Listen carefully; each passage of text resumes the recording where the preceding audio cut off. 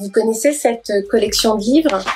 Ce sont des livres pour les lecteurs débutants, mais en fait, moi, je les ai utilisés avec des tout petits et je les trouve super à deux titres. J'ai utilisé en classe Trois petits cochons. C'est une façon de découvrir les contes qui est intéressante parce que au lieu d'aller dans le conte intégral qui ne correspond pas à la durée d'attention d'un enfant de cet âge-là, ici on va à l'essentiel. Donc comme ça l'enfant a toute la trame de l'histoire. Je lisais mais je racontais aussi, c'est-à-dire que j'utilisais les phrases qui étaient écrites dans le livre, mais je rajoutais effectivement quelques petites choses comme cette ritournelle récurrente du loup à chaque fois qu'il arrive dans une maison et qui dit si tu ne m'ouvres pas, je vais souffler et ta maison tombera. L'autre intérêt de ces livres, ce sont les illustrations. J'ai vraiment remarqué sur les nouveaux albums qui viennent de sortir, qui cette fois-ci sont sur les fables. Quand on regarde la richesse de certains tableaux, ça nous permet vraiment de travailler plein de vocabulaire au niveau des animaux de la forêt, des bruits qu'ils émettent. Comme le texte n'est pas très compliqué, par moment, quand même, il y a un petit mot qui sort de l'ordinaire. Donc je pense à La cigale et la fourmi, où à un moment il y a le mot dépourvu.